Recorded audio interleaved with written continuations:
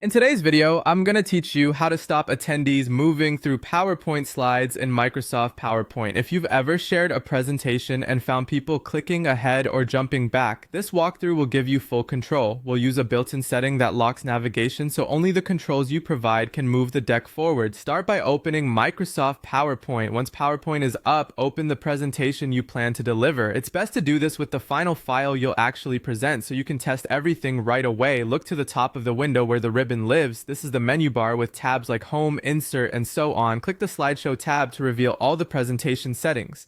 In the Slideshow tab, find and click Set Up Slideshow. This opens a configuration window that controls how your slideshow behaves during playback. In the Setup Show window, focus on the section labeled Show Type. Here you'll see options for how the show will run. Choose Browsed at a Kiosk, Full Screen. This is the key setting.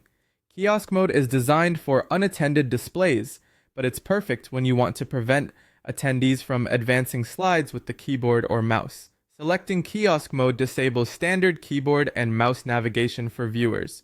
That means arrow keys, page up, and page down, and typical clicks won't move the presentation.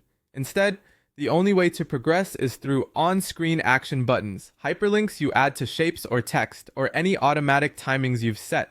If you plan to let people move at your pace, consider adding next and back buttons to your slides or enabling timings for automatic transitions. Click OK to save the setup. This applies the kiosk behavior to your current presentation.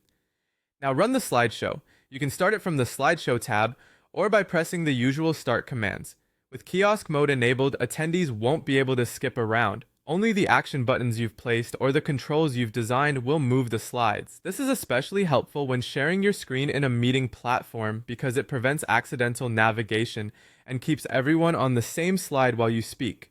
Before you present to a live audience, do a quick test run to confirm your navigation works as intended. If you ever need to revert to normal behavior later, return to Setup Slideshow and change the show type back to a standard presenter-led mode.